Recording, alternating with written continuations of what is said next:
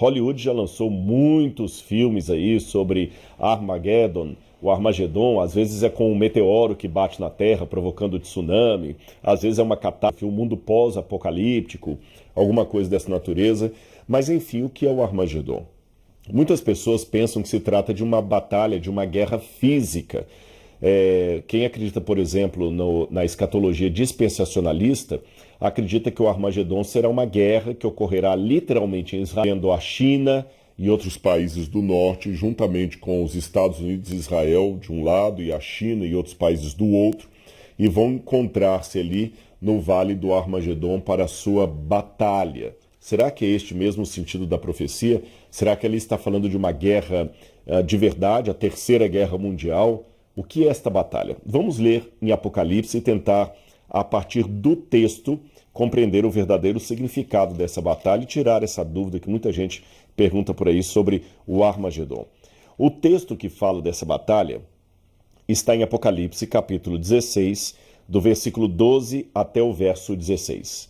Então, se você estiver com sua Bíblia aí, pode ler comigo junto aqui. Apocalipse 16, versos 12 a 16. É aqui que fala da batalha, que faz parte de uma coletânea de 7 flagelos que são derramados por Deus sobre a terra nos últimos tempos. E o sexto desses 7 flagelos é justamente a batalha do Armagedon, ou o anúncio dessa batalha. Depois você vai entender por que eu coloquei essa anotação aqui, o anúncio da batalha. Vamos lá, eu vou ler para você.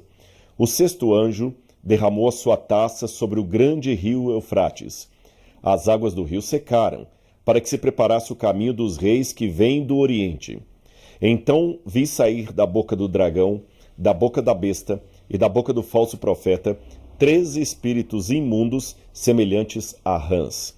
São espíritos de demônios, operadores de sinais, que se dirigem aos reis do mundo inteiro, a fim de ajuntá-los para a batalha do grande dia do Deus Todo-Poderoso.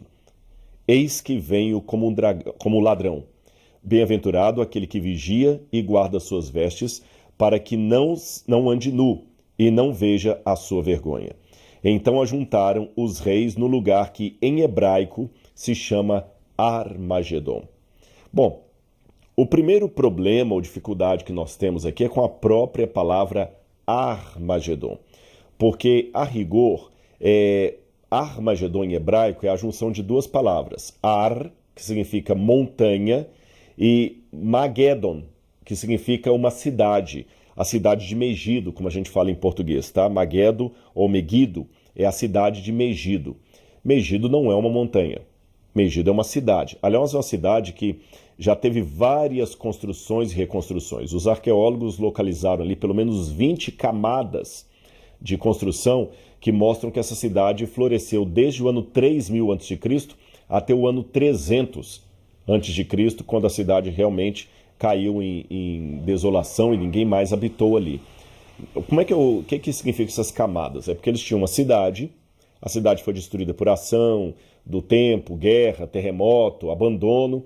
Então o pessoal que chega depois constrói uma segunda cidade por cima dos escombros daquela. E outra cidade. Isso é formando camadas, como se fosse um bolo de aniversário, daquele que tem várias camadas, várias coberturas, sabe? Um sítio arqueológico, quando você escava, você tem camadas de ocupação de tempos antigos. As camadas que estão mais abaixo são as mais antigas, as que estão mais na superfície são as mais novas. Aliás, até uma curiosidade para você, um dos grandes dilemas da arqueologia é que para descobrir camadas mais antigas eu tenho que destruir camadas mais recentes. Ou seja, para descobrir um assentamento do período grego, eu tenho que destruir o assentamento do período romano que estava em cima. Então a gente tem um grande problema, um grande dilema nessa hora aí. Por isso que o sítio não é todo escavado, algumas coisas são preservadas, mas isso é apenas uma anotação técnica para que você saiba.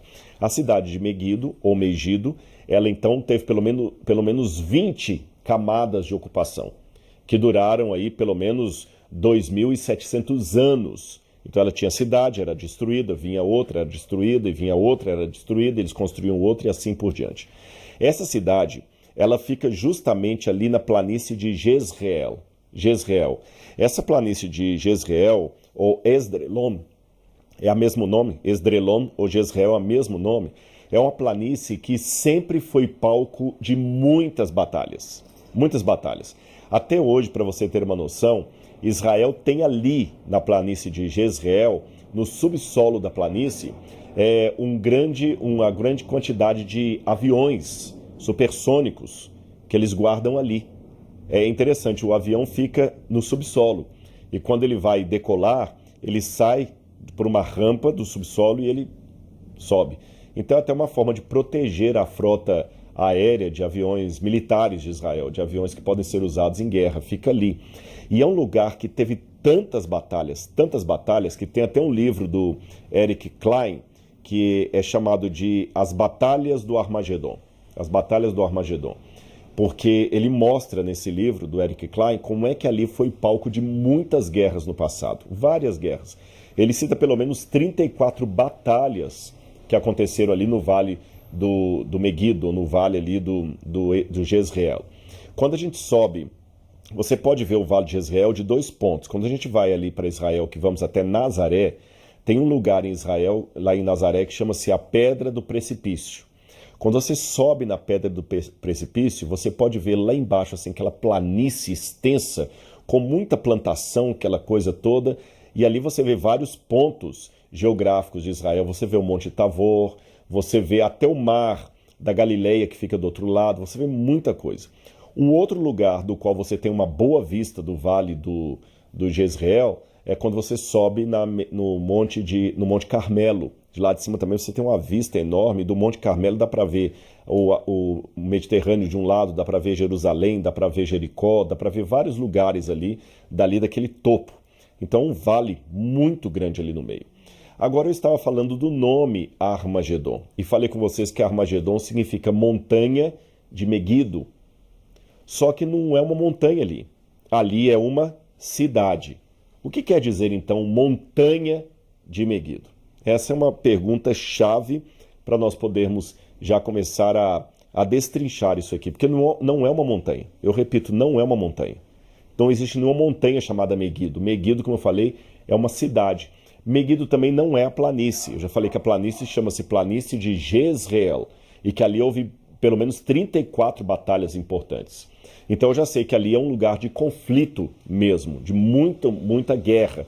Por exemplo, das batalhas bíblicas, ali você tem Baraque e Débora, quando eles estavam lutando contra Cícera, foi justamente ali, na região de Jezreel, que houve essa batalha de Débora e Baraque. Foi também em Jezreel que houve a batalha do faraó Neco contra Josias, que ele mata o rei Josias. É ali também que você tem a batalha de Acasias. Acasias foi morto ali por Jeú, tudo no Vale do Jezreel. Se eu sair da história bíblica e entrar na história secular, eu também tenho um monte de batalhas que aconteceram ali no Vale de Jezreel. Você teve uma batalha de Tutmoses III, faraó do Egito, que batalhou contra alguns grupos cananitas que havia por ali. Ele batalhou também na região contra hititas, foi ali que teve uma batalha. Na época agora, já da Primeira Guerra Mundial, teve uma batalha ali também da Inglaterra, quando o mandato britânico dominava a região. A Inglaterra interceptou em batalha ali o Império Otomano, que estava aliado à Alemanha, ali na época da Primeira Guerra Mundial. Então ali teve muitas batalhas. A região, desde a época bíblica, desde os tempos mais antigos, é um lugar bom para você fazer batalha, por quê? Primeiro que é plano. Então qualquer exército consegue enxergar o outro de cara. Se um exército está vindo do norte para atacar o sul, como acontecia, por exemplo, às vezes com os otomanos que vinham da Turquia para atacar o sul, os ingleses podiam interceptá-los dali. Uma outra vantagem da região é que ali no passado era a via mares. O caminho do comércio passava por ali. Então qualquer pessoa que quisesse dominar a região estaria em vantagem bélica. Outra questão, quando as superpotências iam brigar, por exemplo, a Síria vinha aqui para atacar o Egito, ou a Babilônia vinha para atacar o Egito, ou os hititas também vinham em batalha contra o pessoal que estava aqui embaixo, o ponto de encontro era o Vale do Jezreel, que era melhor batalhar num vale do que numa montanha. Então ali realmente é um lugar de muita guerra. Talvez por isso o Espírito Santo pegou aquilo ali como símbolo da guerra. Mas eu volto para o problema que eu havia mencionado para vocês. Não existe nenhuma montanha chamada Megido. Megido é a cidade que fica no Vale de Jezreel. Como é que a gente pode resolver isso? Talvez a solução estaria em Juízes, capítulo 5, versículo 19. Se você abrir a sua Bíblia em Juízes, capítulo 5, versículo 19, eu vou ter uma pista para resolver esse problema. Juízes 5, 19, diz assim, olha: vieram reis e lutaram. Os reis de Canaã lutaram em Taanac, junto às águas de Megido, ou Megido, junto às águas de Megido. E quais eram as águas de Megido? Bom, a profecia de Apocalipse, capítulo 16, fala que o sexto anjo derramou a sua taça sobre o grande rio Eufrates. Mas aqui eu tenho um outro problema, porque o Eufrates está lá na Mesopotâmia, junto ao rio Tigre, e o Eufrates está passando pela Babilônia. O Eufrates não passa aqui no Vale de Jezreel. O Eufrates passa lá em cima, na Babilônia. E a profecia parece misturar dois acidentes geográficos muito distantes. Megido, que está aqui embaixo em Israel, com a Babilônia, que está lá em cima no atual Iraque, é muito longe. E ainda fala da montanha de Megido, sendo que Megido não é uma montanha. Mas eu tenho uma pista aqui em Juízes, capítulo 5, versículo 19, que aqui menciona as águas de Megido. Mei Megidon, em hebraico. Mei Megidon, águas de Megido, assim no construto. O que significa isso? Eu vou ensinar para você uma coisa sobre a geografia dos tempos da Bíblia. Eles tinham o costume de pegar um acidente geográfico e dar para o acidente geográfico o nome da região ou da cidade mais próxima. Vou dar um exemplo para vocês. Existe um lago no norte de Israel, um lago que na verdade é o lago de Kinneret, ou Genezaré, como alguns falam. O lago de Kinneret, ou Genezaré. Mas como esse lago ficava na região da Galileia, ele também é chamado de Mar da Galileia. Tá certo? A Galileia não é um mar. A Galileia é uma região. Mas como tem um lago muito grande ali, os judeus chamavam aquele lago de Mar da Galileia, sendo que o nome dele seria Mar de Kinneret, que é o lago da harpa, se você quiser traduzir assim. Uma outra forma de chamar o mesmo mar seria Mar de Tiberíades, porque tem uma cidade de Tiberíades ali na região. Veja, Tiberíades não é um mar, nem um lago. Tiberíades é uma cidade. Mas como essa cidade fica perto do mar, ou do lago ali de água doce, eles chamam de Lago ou Mar de Tiberíades. Ficou claro para vocês? Por exemplo, eu estou gravando esse vídeo para vocês da cidade de Belo Horizonte. E aqui você tem a serra do Curral del Rei. Curral del Rei, que fica na cidade de Belo Horizonte. Se eu estivesse falando nos tempos da Bíblia, eu poderia chamar essa serra de Curral del Rei, ou poderia chamar essa serra de Serra de Belo Horizonte. Mesmo que Belo Horizonte não seja uma serra. Belo Horizonte é uma cidade. A gente chamaria de Serra de Belo Horizonte. Ficou claro para vocês? O Corcovado poderia ser chamado de Montanha do Rio de Janeiro, se eu seguisse a forma bíblica de dar nome para o acidente geográfico à cidade ou região que está mais próxima. Sendo assim, as águas de Megido seriam o rio que passa ali perto da cidade de Megido. E qual que é o rio que passa ali perto? É o rio Kishon, ou Rishon. Esse rio Kishon é chamado também de Águas de Megido, porque o rio passa ali perto. Tanto é que no verso 21 de Juízes capítulo 5 diz assim: o ribeiro do Kishon os arrasou. Kishon, o antigo ribeiro. Então o Adi Kishon é o nome de um ribeiro, de um riozinho que fica ali perto de Megido, e eles acabam dando o nome do rio ao nome da cidade, as Águas de Megido. Percebeu? Então as águas que estão perto da cidade de Megido são chamadas de Águas de Megido. E o que está aqui nesse texto de Juízes, capítulo 5? É justamente o cântico de Débora. Quando Débora, depois da derrota de Cícera, ela faz um cântico ao Senhor, louvando ao Senhor, e ela mostra que apesar da ação humana, lembra que Jael vai lá e até mata o Cícera? Apesar da ação humana, por detrás disso está a ação de Deus, Por quê? Se você se lembrar, no capítulo anterior conta que aquele exército inimigo do povo hebreu, os carros dele, porque a Débora os atraiu para um lugar e o carro deles começou a atolar nas águas ali, nas poças de água, e aí o exército começou a atolar os carros de guerra. Então no cântico aparece isso. As águas de Meguido, mas não levaram, eles estiveram junto às águas de Meguido, que era o rio Quishon ali. Ficou claro para você? Então o cântico mostra a ação de Deus em fazer com que o elemento da natureza provoque a derrocada do inimigo. Agora, já que eu aprendi que as águas de Meguido são o rio Quishon, que recebe o nome de águas de Meguido que estão ali perto, então Armagedon deve ser alguma montanha que está ali perto. E qual é a montanha que está perto de Megido? Sabem qual? O Monte Carmelo. A cidade de Megido, ou Meguido, ela fica aos pés do Monte Carmelo. E o que aconteceu no alto do Monte Carmelo? Você se lembra? Ali aconteceu a batalha de Elias contra os profetas de Baal. A batalha de Elias contra os profetas de Baal. Uma batalha espiritual. E isso faz todo sentido no Apocalipse, porque o Apocalipse é curioso. Eu vou falar uma coisa para vocês que eu até mencionei num vídeo passado, mas eu vou repetir porque eu acho que é importante essa anotação. Você sabia que, curiosamente falando, o Apocalipse é o livro que mais faz alusões ao Antigo Testamento. De todos os livros do Novo Testamento, o que mais faz alusão ao Antigo Testamento é o Apocalipse. Mais do que as cartas de Paulo, mais do que os Evangelhos, mais do que qualquer livro do Novo Testamento, é o Apocalipse que mais faz referências ao Antigo. Contudo, não há no Apocalipse nenhuma citação direta ao Antigo Testamento. Nenhuma. Nos Evangelhos você encontra, por exemplo, o Evangelho de Mateus, quando vai citar o Antigo Testamento, ele cita claramente aqui, por exemplo, Mateus capítulo 2, versículo 5, eles responderam em Belém da Judeia, porque assim está escrito por meio do profeta. Abre aspas. E você, Belém, terra de Judá, de modo nenhum é menor entre as principais de Israel, porque de ti sairá o guia que haverá de pacentar o meu povo de Israel. Isso aqui ele está citando Miqueias. Então ele fala o que está escrito por intermédio do profeta.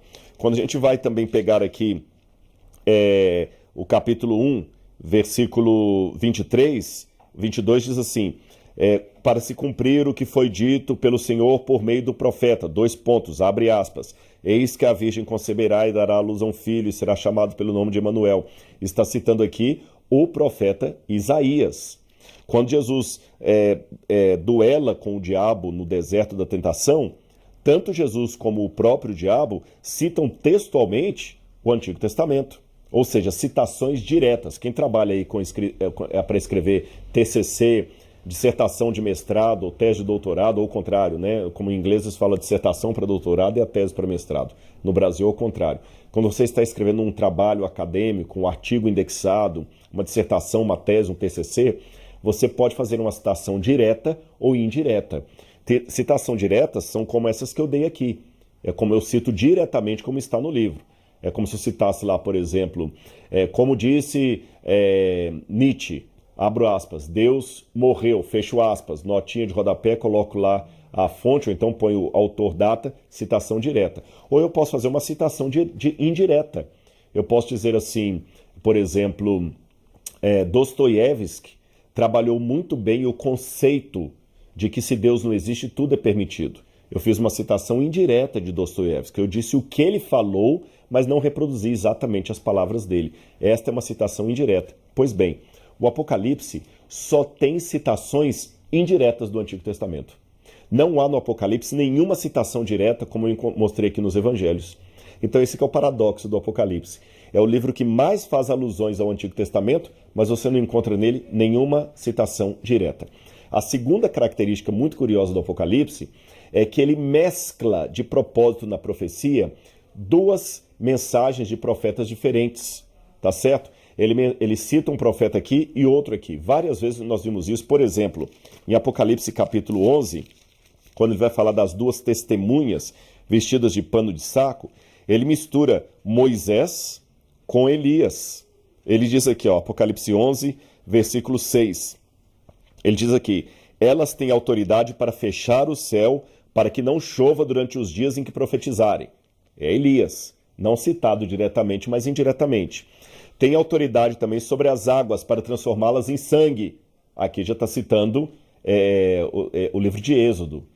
Percebeu? Citou aqui o livro de Reis e citou o livro de Êxodo. E misturou numa coisa só.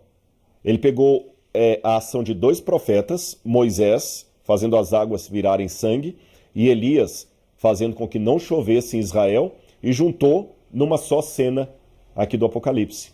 A mesma coisa acontece aqui no Armagedon. Ele mistura a cena do Monte Carmelo com a cena da Babilônia, com a queda da Babilônia. Isso aqui já vai começando a me ajudar a entender o que significa a Batalha do Armagedon. É uma batalha espiritual. Outra coisa que me chama a atenção, porque eu não acredito que aqui é uma batalha física de qualquer país do mundo vindo batalhar contra Israel, é que a rigor, por isso que no início do vídeo eu falei, olha, preste atenção nesse detalhe aqui que eu estou colocando e você vai entender depois por quê. Aqui não descreve batalha nenhuma. Aqui só anuncia. Eu vou ler de novo para você. Apocalipse capítulo 12 diz assim: o 6º anjo derramou sua taça sobre o grande rio Eufrates, as águas do rio secaram para que se preparasse o caminho dos reis que vêm do Oriente, preparasse o caminho. Então vi sair da boca do dragão, da besta e do falso profeta 3 espíritos imundos, semelhantes a rãs. São espíritos de demônios, operadores de sinais, que se dirigem aos reis do mundo inteiro, a fim de ajuntá-los para a batalha do grande dia do Deus Todo-Poderoso. A fim de ajuntá-los para a batalha. Não falou da batalha.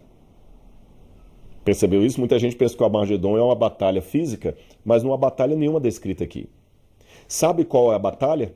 Veja bem, o Armagedon, na verdade, é apenas ajuntar os reis para a grande batalha. Não é a batalha em si. Então, quando a gente fala a batalha do Armagedon, isso está um tanto errado.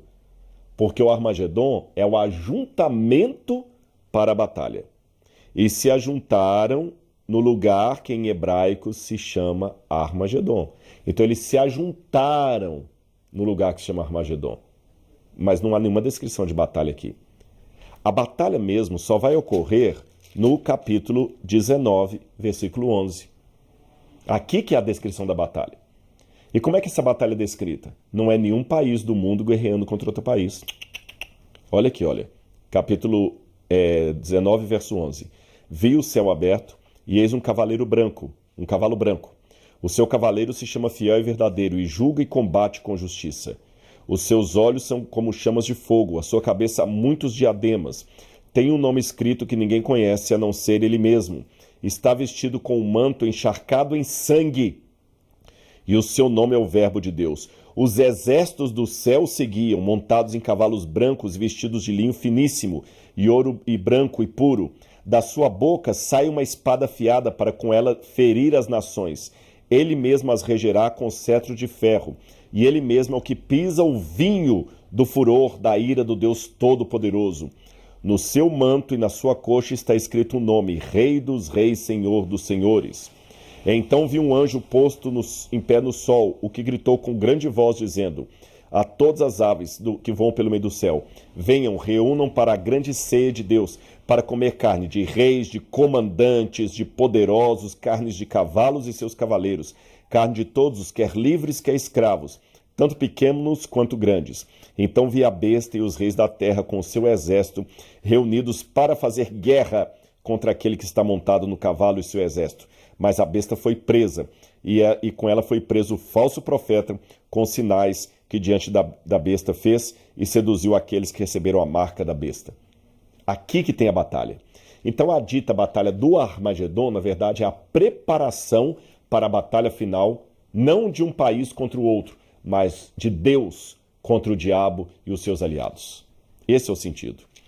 Quer ver uma coisa? Por que o Apocalipse toma como imagem a Babilônia? Eu explico para você. Porque se você perguntar a qualquer judeu hoje qual que é a página mais terrível da história de Israel, ele falará que será o Holocausto nazista da Segunda Guerra Mundial. Mas se você fizesse a mesma pergunta antes da Segunda Guerra Mundial, todos os judeus responderiam: a página mais triste da nossa história, mais triste do que a Inquisição Espanhola, mais triste do que o Egito, foi a Babilônia quando arrasou o templo. A Babilônia era um inimigo tão terrível do povo de Israel que ela se tornou símbolo de tudo o que era diabólico, mal, cruel, inimigo do Deus verdadeiro, da verdade e da justiça. Por isso que a descrição disso aqui é a mesma descrição da queda de Babilônia.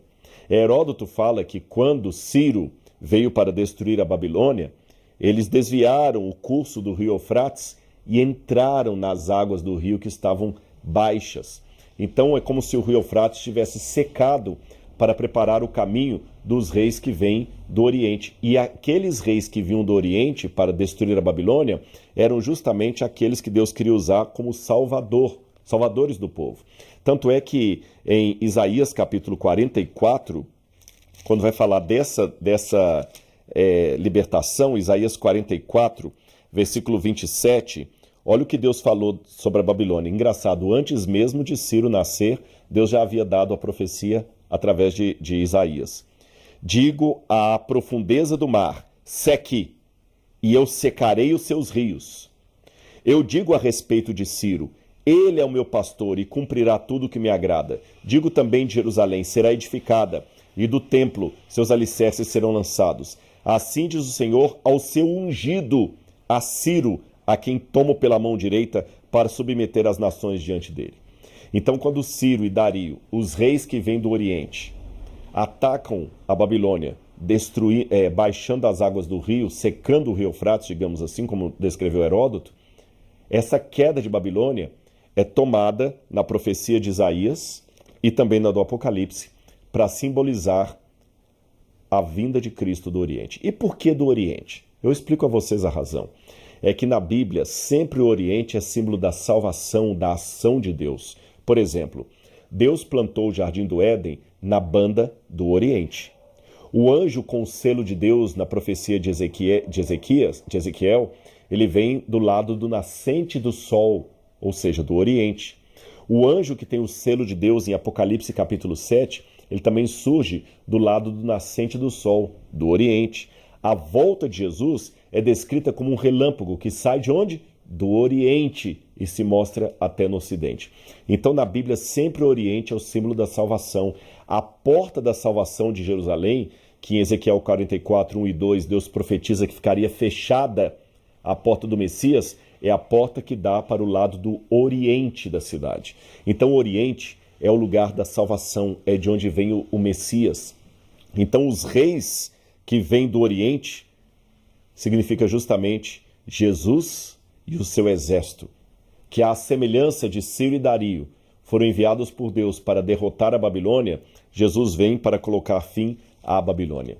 Só que a Babilônia mística, essa confusão generalizada que haverá nos últimos tempos sob o comando do anticristo, ela tem uma tríplice aliança, que é o dragão, a besta e o falso profeta. É a primeira vez que a palavra falso profeta aparece aqui no Apocalipse. O falso profeta certamente é a segunda besta do Apocalipse que faz a imagem da primeira. No Apocalipse 13 nós temos duas bestas, uma do mar e outra da terra. Aqui eu tenho um falso profeta, que é a besta do mar, e a besta. E também você tem o próprio dragão. Aí quando você vai lá na destruição que Cristo opera no capítulo 19, você vê que a besta foi presa e com ela o falso profeta.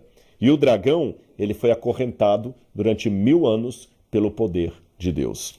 Então o Armagedon, em outras palavras, é a batalha espiritual de Deus para libertar o seu povo. E essa batalha será uma batalha semelhante à que Elias teve no alto do Carmelo com os profetas de Baal. O Apocalipse faz uma alusão tanto à destruição da Babilônia quanto à derrocada dos falsos profetas de Baal e Áxera em cima ali do Monte Carmelo. Aliás, é interessante que a mulher que levava todo Israel a se apostatar e adorar Baal e Áxera era justamente Jezabel, aquela mulher corrompida. E o que eu tenho aqui em Apocalipse capítulo 17, logo depois que fala do Armagedon? O julgamento da prostituta, da adúltera que está montada na besta escarlata, que era nada mais nada menos que o mesmo símbolo da antiga deusa Áxera, que foi combatida pelo poder de Deus através do profeta Elias no Antigo Testamento. Portanto, meus queridos, a partir disso eu entendo que o Armagedon, na verdade, é a batalha final, a preparação, para ser mais preciso, para a batalha final do bem contra o mal. Na verdade, o bem já está batalhando contra o mal numa guerra sem tréguas, sem período, sem pausas. E aqui vem meu alerta final. O bem e o mal estão em constante luta. O grande conflito está acontecendo ao nosso redor. A luz contra as trevas, Deus contra Satanás. E sabe o que é mais importante? Os dois lados querem você. O bem e o mal estão brigando. E os dois lados querem você. De que lado você estará? Eu prefiro o lado de Deus, porque é o lado da vitória certeira. O mal pode até aparentar ter um triunfo sobre o bem. Por exemplo, o mal aparentemente triunfou quando matou o Filho de Deus na cruz do Calvário. Mas foi um triunfo, entre aspas, e imaginário, porque na manhã do terceiro dia, ele ressuscitou em glória e majestade. O mal aparentemente terá um triunfo quando ele reúne todos os reis da terra ali para a batalha. Mas Cristo destruirá o anticristo com o sopro da sua vinda. Como disse o apóstolo Paulo, então será revelado o iníquo, ao qual o Senhor Jesus destruirá pelo esplendor da sua glória e pelo sopro da sua boca. Ou seja, só faz isso e o mal se desfaz. Então, meu apelo, fique do lado de Deus. O conflito cósmico em breve chegará ao seu ápice. Cristo voltará em breve com poder e grande glória. E o Armagedon, a batalha do Monte Meguido, será a batalha entre aqueles que estão do lado de Deus e aqueles que estão do lado de Baal. Aqueles que seguem Elias e aqueles que seguem os falsos profetas. Aqueles que adoram ao Senhor Deus de Israel e aqueles que preferem os ídolos desse mundo. Espero que você tenha gostado dessa explicação, tenha entendido o significado da batalha do Armagedon e se prepare espiritualmente para aquele grande dia e que você esteja do lado da luz. Um grande abraço e até o nosso próximo vídeo. Tchau, tchau.